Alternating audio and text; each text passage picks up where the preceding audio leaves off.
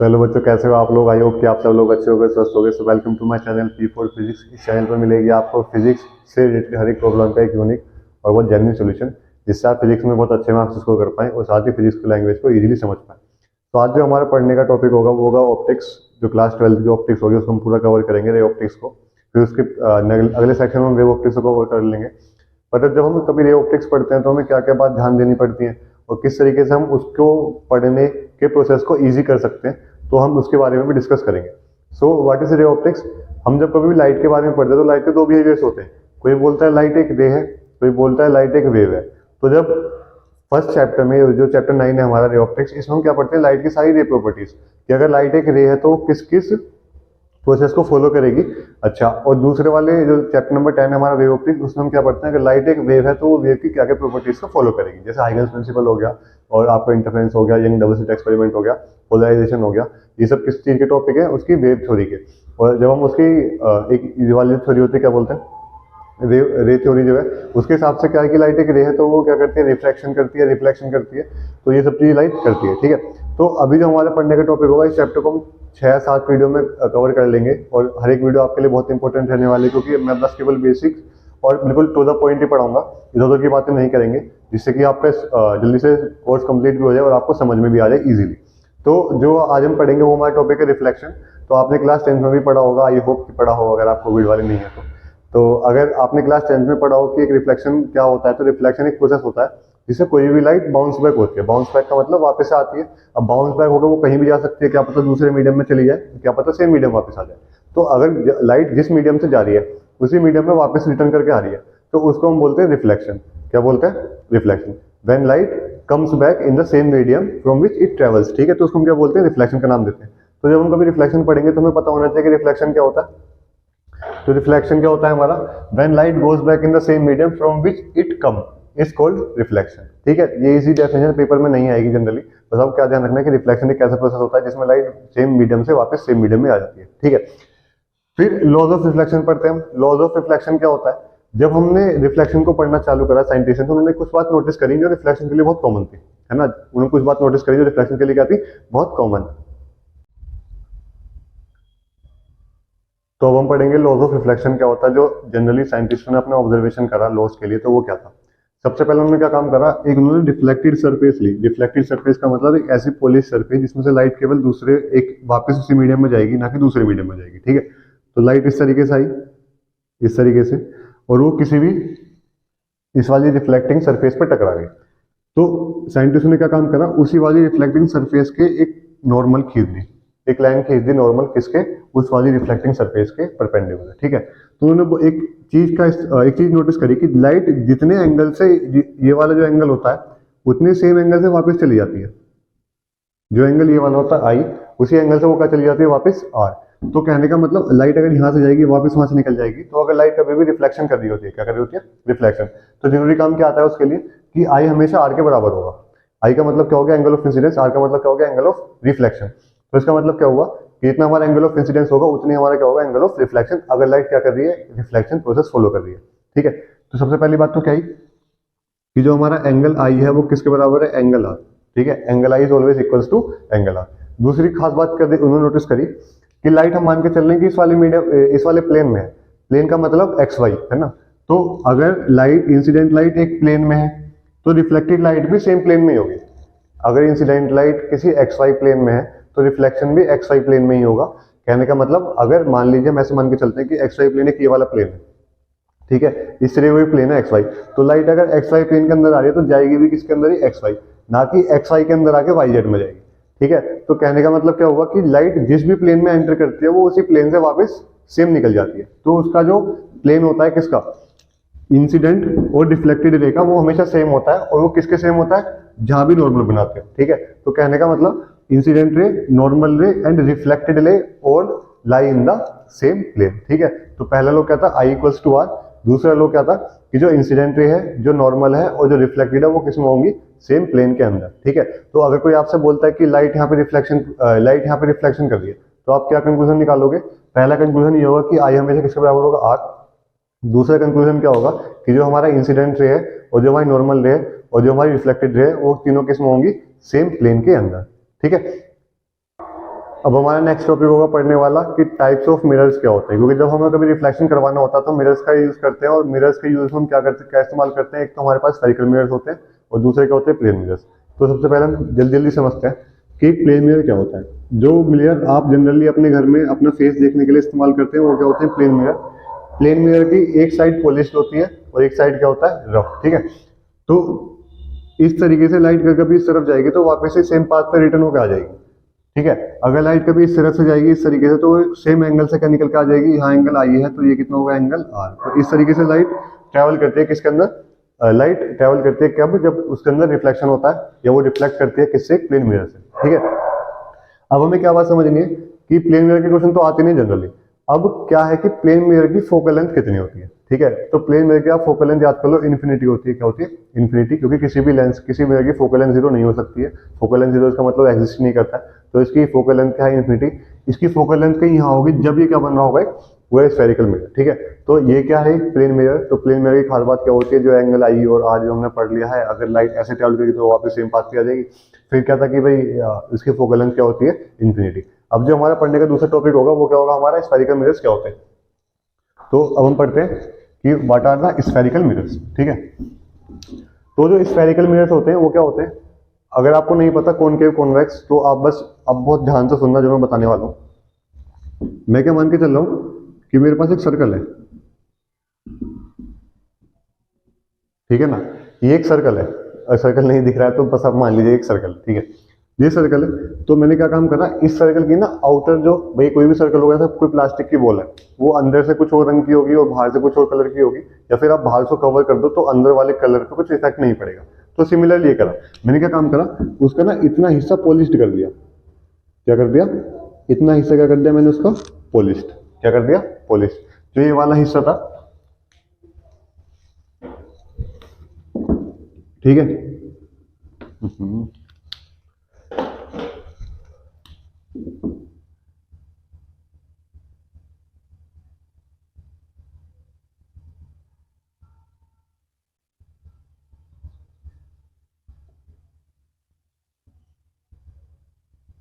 ठीक है, ये वाला हिस्सा क्या कर दिया मैंने, पॉलिश्ड बाहर से। अगर ये मैंने बाहर से पॉलिश कर दिया तो क्या होगा, रिफ्लेक्शन सारा अंदर से ही होगा। तो अब क्या होगा, सॉरी, पॉलिश क्या करा है, अंदर से, बाहर से नहीं, पॉलिश क्या करा है, अंदर से। तो अब इसमें रिफ्लेक्शन क्या होगा, इसका क्या होगा, सेंटर सी। ये क्या होगा इसका, सेंटर सी। अगर ये यहाँ से पॉलिश्ड है तो रिफ्लेक्शन भी तो यहीं से ही होगा। तो अब क्या होगा, अब देखो, जब कभी भी हमारी पॉलिश्ड सरफेस अंदर की तरफ होती है, जब हमारी पॉलिश्ड सरफेस कहाँ होती है, टुवर्ड द सेंटर, क्या होगी, टुवर्ड द सेंटर, तो उसको हम क्या बोलते हैं, कॉनकेव मिरर्स। क्या बोलते हैं, कॉनकेव मिरर्स। कहने का मतलब कि भाई हमारे पास दो सरफेस होंगे, एक तो अंदर वाली एक बाहर वाली, और हमने अंदर वाली को क्या कर दिया, पॉलिश्ड, तो रिफ्लेक्शन भी तो वहीं से होगा। अगर हम बाहर वाली को पॉलिश्ड करेंगे तो रिफ्लेक्शन किससे होगा, बाहर वाली से। तो कहने का मतलब जिसकी पॉलिश्ड सरफेस कहाँ होगी, टुवर्ड द सेंटर, वो क्या होगा, हमारा कॉनकेव मिरर्स। ठीक है, तो कॉनकेव मिरर्स कैसे बनेंगे, जो इस तरीके से होंगे, ठीक है, उनका सेंटर कहाँ होगा, यहाँ पे जो उनकी प्रिंसिपल एक्सिस होगी वो कहां से निकल के जाएगी, इस तरीके से। तो ये वाले मिरर कौन से होंगे, कॉनकेव मिरर्स। ठीक है, कौन से मिरर्स हो गए, कॉनकेव मिरर्स। ठीक है, तो ये क्या हो गए, कॉनकेव मिरर। तो स्फेरिकल मिरर्स का एक वो क्या है, एक टाइप क्या है, कॉनकेव मिरर्स। अच्छा, अब बताओ, देखो मैंने दूसरे वाले केस में क्या काम करा, सेम एक और मैं क्या लूंगा, एक सर्कल लूंगा, इसे हम थोड़ा छोटा बना रहा हूं। ठीक है, ये लिए एक सर्कल लिया, और सर्कल के मैंने इस बार ना बाहर वाली साइड पॉलिश कर दी। क्या कर दी, बाहर वाली साइड पॉलिश कर दी। अगर मैंने इसकी बाहर वाली साइड पॉलिश कर दी इस तरीके से, ठीक है, तो अब अंदर से रिफ्लेक्शन तो होगा नहीं, ये इसका क्या है, सेंटर सी। तो अब रिफ्लेक्शन कहां से होगा इसका, बाहर से। कोई मैं ऑब्जेक्ट रखूंगा तो वो इसको रिफ्लेक्ट करके ऐसे जाएगा, जाएगा नहीं जाएगा। ठीक है, तो ये मैंने क्या बना दिया, कॉन्वेक्स मिरर। क्या बना दिया, कॉन्वेक्स मिरर। ठीक है, तो कॉन्वेक्स मिरर की खास बात क्या होती है कि उसका रिफ्लेक्टिंग सरफेस बाहर की तरफ होता है। इसकी खास बात क्या होती है कि इसका रिफ्लेक्टिंग सरफेस कहाँ होता है, टुवर्ड द सेंटर। ठीक है, ये क्या है इसका, रिफ्लेक्टिंग सरफेस। ठीक है, ये कहाँ है, टुवर्ड द सेंटर। ठीक है, और इसका क्या होता है, away from the centre. To away तो नहीं लिखा जाएगा, मतलब क्या लिखा जाएगा इसमें फिर, आउटसाइड फ्रॉम द सेंटर, बस आप समझ जाओ क्या किया। आउटसाइड का मतलब कि भाई बाहर वाली लेयर को क्या कर दिया हमने, कोटिंग कर दिया, जिसकी वजह से हम रिफ्लेक्शन कहां से करेंगे, बाहर की तरफ से। तो ये कहते हैं हमारे कॉनकेव मिरर्स और ये कहते हैं हमारे convex mirror. These are the types of spherical mirrors. आप अपनी बुक में देख लीजिए कि इनका क्या यूज होता है, बहुत बेसिक क्वेश्चन अगर पेपर में आ गया तो आपके अंदर हैबिट भी होनी चाहिए कि आप अपनी बुक पढ़ें और बुक में से देखें थोड़ा बहुत। अब हम अपनी नेक्स्ट वाली स्लाइड में हम पढ़ेंगे कि इनके साइन कन्वेंशन क्या होते हैं, वो जो बेसिक टर्मिनोलॉजीज होती है किसी भी, जब हम कोई भी ऑप्टिक्स का चैप्टर पढ़ते हैं, चाहे वो लेंस हो चाहे वो मिरर हो, तो उसमें प्रिंसिपल फोकस क्या होता है और प्रिंसिपल एक्सिस क्या होती है, रेडियस ऑफ कर्वेचर क्या होता है, सेंटर ऑफ कर्वेचर क्या होता है, ये सब हम अपनी आगे वाली स्लाइड में पढ़ेंगे। तो जब हमारे पढ़ने का टॉपिक होगा वो क्या होगा, the basic terms used in the mirrors and the lens. ठीक है, तो हम क्या मान के चलते हैं, हमने पढ़ लिया कॉनकेव मिरर्स क्या होते हैं और कॉन्वेक्स मिरर्स क्या होते हैं। ठीक है, तो मैं छोटा सा एग्जांपल लेके चल रहा हूँ किसका, कॉनकेव मिरर। ठीक है, तो ये मैंने क्या बना दिया, एक कॉनकेव मिरर।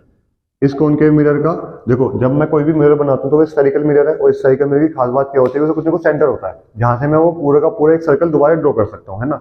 तो ऑब्वियसली बात है कि इसका कहीं सेंटर यहाँ होगा ना भाई। मैंने सेंटर बनाया और ऐसे करके मैं इसे पूरा क्या कर दूंगा, दोबारा से ऐसे गोल बना दूंगा, एक स्फीयर बना दूंगा कंप्लीट। तो इसका सेंटर हो गया ये वाला पॉइंट, इसका सेंटर, इसका नाम मैंने क्या दे दिया, सी। ठीक है, तो सबसे पहला टॉपिक हमारा ये हो गया कि सेंटर ऑफ कर्वेचर होता क्या। तो centre of curvature is a point. Centre of curvature क्या है, एक ऐसा पॉइंट है, लिख देता हूं इसको।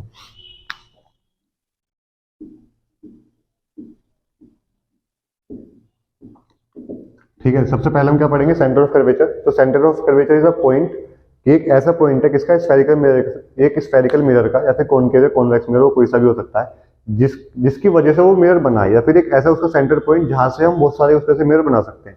फॉर एग्जाम्पल भाई हमने एक सेंटर ऑफ पार्ट, ये इसका किसका पार्ट है, मिरर का ही पार्ट है, जिसकी वजह से मिरर खुद बना है। क्यों, अगर ये कहीं इधर उधर हो जाता तो शायद ये मिरर यहाँ पे नहीं बनता, कहीं और बनता, या इसका कुछ डायमीटर चेंज होता या रेडियस का वजह चेंज हो जाती, इसकी वजह से हो जाता।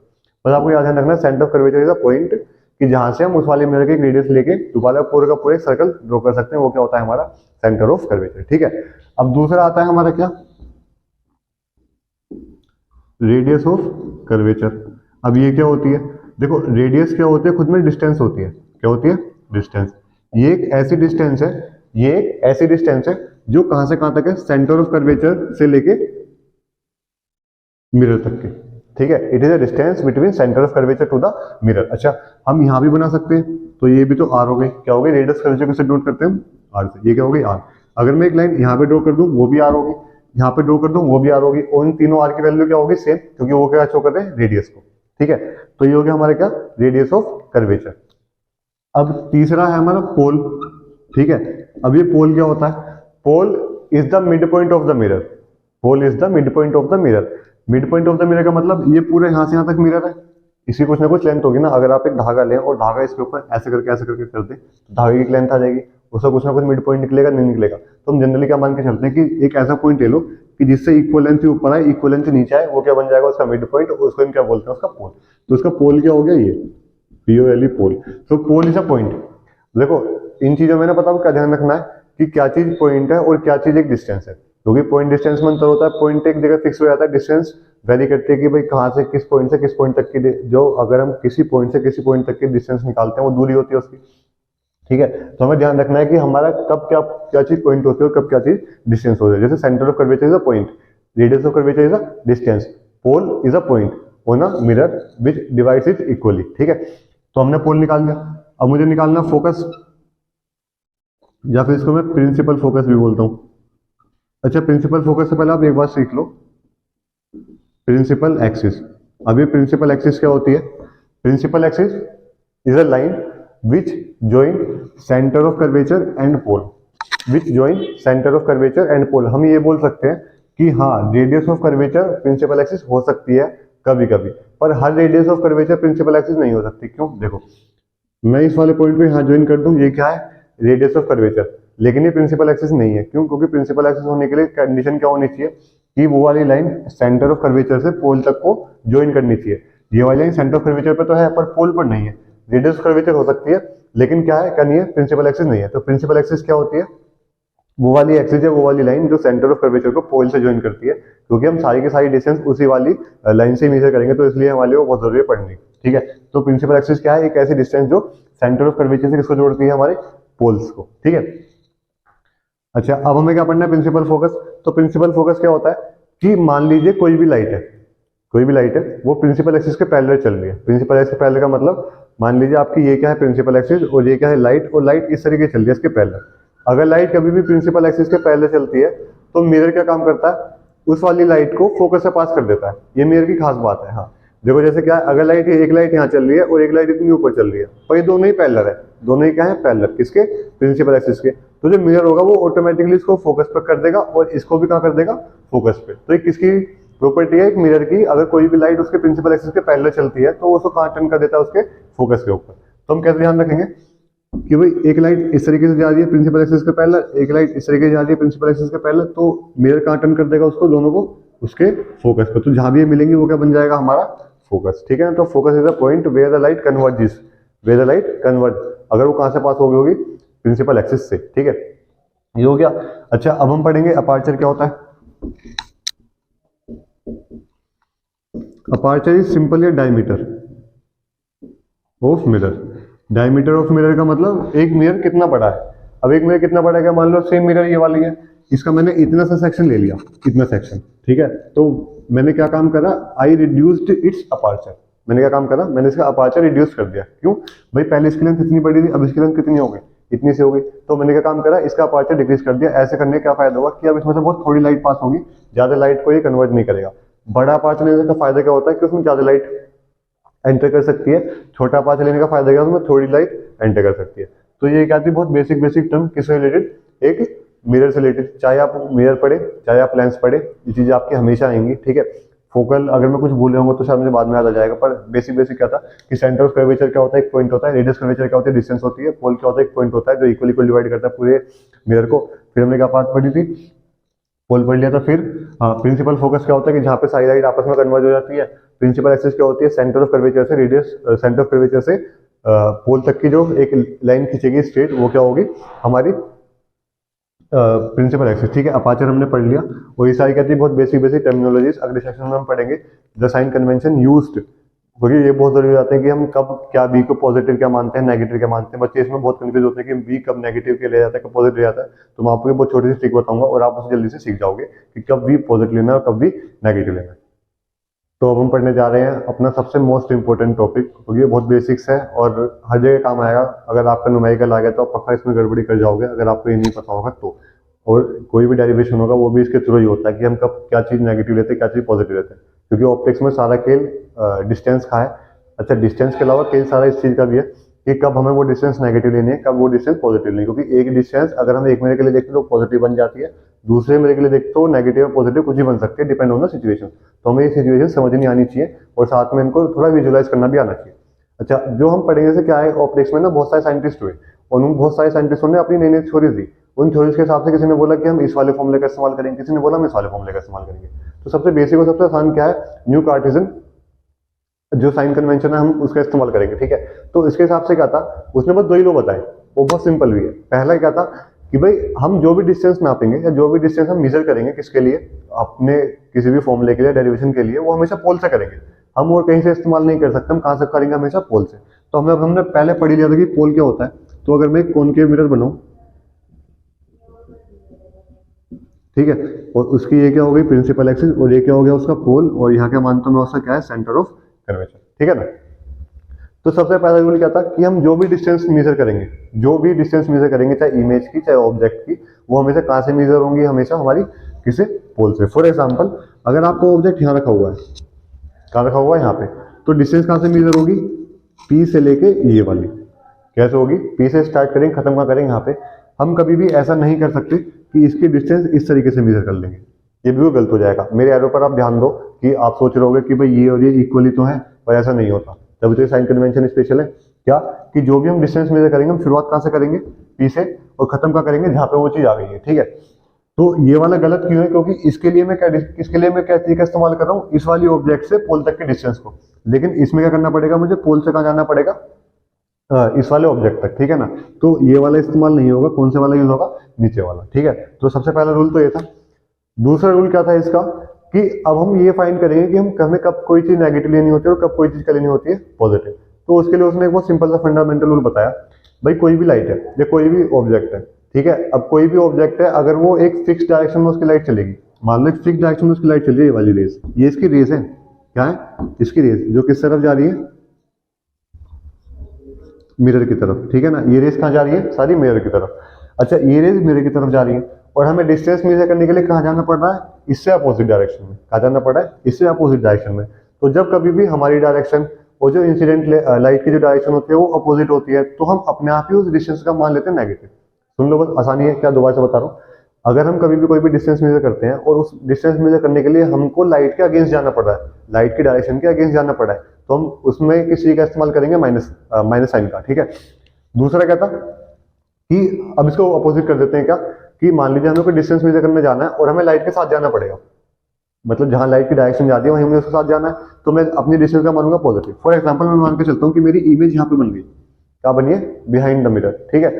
तो इसकी रेज कहाँ जा रही होंगी, इस तरीके से, है ना, कहाँ जा रही होंगी, इस तरफ। और मुझे डिस्टेंस मेजर करने के लिए भी कहाँ जाना पड़ेगा, पोल से लेके यहाँ तक, तो दोनों की डायरेक्शन क्या हो गई, सेम। दोनों की डायरेक्शन क्या हो गई, सेम। तो इसी तरीके से हम क्या कैलकुलेट करते हैं, हर एक चीज की फोकल लेंथ, हम क्या कैलकुलेट करते हैं, हर एक चीज की क्या बोलते हैं, इमेज की हाइट और हर एक चीज की ऑब्जेक्ट की हाइट, कि कभी ये नेगेटिव होंगी कभी पॉजिटिव होंगी। मैं एक बार जल्दी बता रहा हूँ। अगर हमारी डायरेक्शन मेजर करने वाली डिस्टेंस वो अपोजिट होगी किसकी, इंसिडेंट लाइट की डायरेक्शन के, तो हम उसको नेगेटिव कंसीडर करेंगे। और अगर हमारी जो हमारी डायरेक्शन है डिस्टेंस मेजर करने वाली, वो किसके अपोजिट होगी, हमारी किसके साथ जाएगी, इंसिडेंट लाइट के, तो हम उसको क्या कंसीडर करेंगे, पॉजिटिव। तो इसी तरीके से हम फोकल लेंथ प्लस माइनस लगा देते हैं, इसी तरीके से हम v को प्लस माइनस लगाते हैं, इस तरीके से हम u को प्लस माइनस लगाते हैं। जनरली u हमेशा नेगेटिव होता है, जनरली u हमेशा क्या होता है, नेगेटिव। मैं बोलूँ जनरली, हमेशा नहीं होता। हम न्यूमेरिकल्स में प्रूफ करेंगे कि u कभी कभी नेगेटिव भी पहुंच जाता है जब हम लेंस से फॉर्मूले करेंगे, जब हम लेंस से क्वेश्चन आंसर करेंगे, ठीक है। तो आई होप कि आपको ये वाला सेक्शन अच्छा लगा होगा और समझ में भी आएगा। बिल्कुल बेसिक कंसेप्ट था किसका, हमारा इसका पूरे मिरर्स का और पूरे लेंस का।